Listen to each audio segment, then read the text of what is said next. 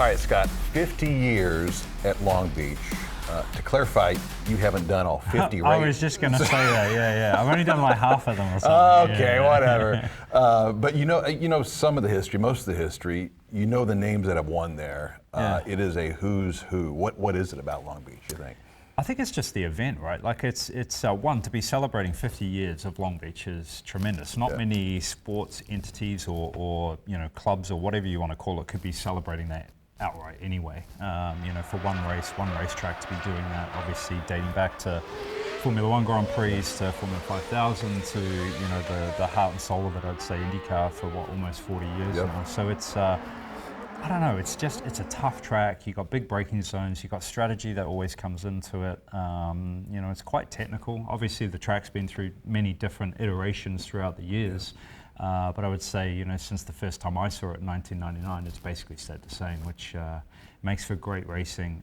The atmosphere there is fantastic with all the concerts that go on to, maybe half the people aren't watching the race, they're partying pretty hard, but there's lots of things to do, whether it's in the aquarium to see all the, cars. Acura put on a fantastic display, Honda as well, a bunch of manufacturers, so it's pretty cool. From 99 to the year you won, which was your 9th start, and it seems like you were no slouch, but you had like 35 career wins at that point. Yeah. So to finally get that first win at Long Beach, was it a little relieving, or what was the thought there? Again, like the wins are great, but I think at that point you for me hadn't not won there. You're only thinking about the close misses. Right. Many a times where we'd kind of just missed, maybe on strategy, or we just didn't have the perfect car, or we'd finished on the podium a few times. It's the same thing that you just really keeps burning inside you of trying to get a win. And the first year I think was 15 or something like that, 2015. Yeah. Tried to go back to back, kind of had the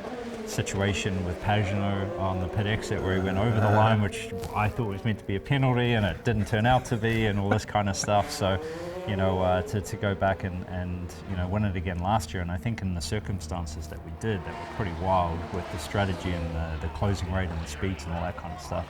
It's just hard to get right, man. It's a difficult track, and even if you have a fast car and you qualify, on the front row, it can flip the strategy. No guarantee. And you can have people that maybe qualified 15th or 20th back, and they can take the win. Last year, everyone's still scratching their head how you pulled off the fuel save that you did. It was remarkable. Might have been the best ever in IndyCar, but even still a great battle between you and Colton up front. What was that like? Yeah, well, I think the last 10 laps was so nerve-wracking, man. Just because we had banked on getting some caution to make it a lot easier. The fuel mileage that we had to get with Honda was through the roof, which ideally or not ideally at that track, with the straights being so long, it kind of kills your lap time. Right, you can't push that hard. There were a few combos I think that helped us.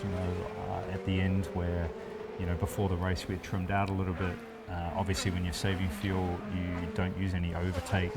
So I had a ton of that, and I could kind of keep applying 1 or 2 seconds out of the hairpin, trimmed out, string away a little bit, and they really couldn't pass us. I think the first one that got to me was Josef, and then Herder and Josef got into it a little bit in the hairpin, but. That one felt the best just because, man, it was stressful. Like 10 laps to go, I didn't think we were going to keep it, but we did. Yeah, amazing. What is it about Long Beach? You think about, great circuits have iconic corners, right? Yeah. Turn 1 at Long Beach is something else, right? I think Long Beach kind of has it all. You've got these big long straights which create good passing zones. Yeah. It's very hard to defend there. You've got the uneasiness of going at almost over 190 miles an hour in the race with overtaking, all that kind of stuff, coming into a second gear corner, and you're always loose going in there. The wall's right there. Street courses in general, you're just on so such unforgiving, fine right? lines, yeah. And unforgiving with those concrete walls right there. But then you got the classic fountain. It's very hard to get the perfect line in there and roll the speed. Then you got some medium speed corners. You got big bumps. The track changes every year depending on where the wall is put to some of the resurfacing that they get. So it always feels fresh and new whenever you go there. It's not always the same track.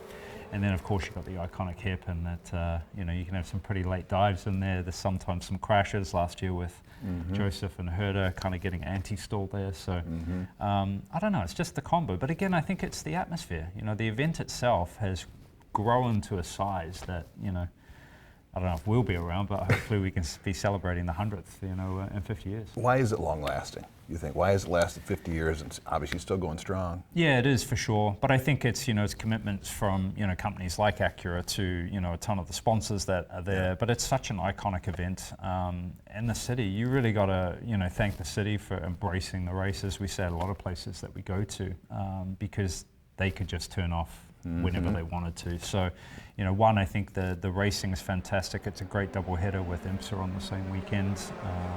All the other events with, junior categories is great. But then you've got the concerts, you've got the atmosphere that's, maybe applying to some of the people that aren't necessarily into racing or IndyCar right now, but after a weekend like that they are, and that continues into the future. Winning at Long Beach, does it mean anything more? Of course it does. I think because of the history, a lot of the names that have won there, 50 years, that celebration, how difficult it is to win at any of the tracks for IndyCar right now, but that place especially. But again, I think it's, you look at the Indy 500, honestly, one of the next biggest races is Long Beach. I think almost 200,000 people through that weekend, and you want to win in big crowds, man. It just feels that much better, and just the difficulty of it. So yeah, Indy 500, Long Beach. It's not about celebrating in big crowds too, right? Celebrating is cool, man. Celebrating is cool. Any thoughts about what it might be like to win number 50? That's what everybody's gunning for, right? Is to win the big one. I hope that I can go back to back. It's been a bit of a struggle sometimes, whether it's championships or races, to go back to back. But I think my teammate Palou's done a good job of that this season. So I'm going to try and somebody's got to stop Alex, right? Exactly. I mean, come on. And it should be me. 3 in a row for Ganassi would be fantastic. And I think we've had a really good off season. St. Pete, I think the cars were fantastic. Long Beach is a little bit different, but still a street course, and I think we can really benefit. So you never know at that place, man. It could be a wild strategy race. It could be leader from the start that takes it. But I'm hoping that it's us.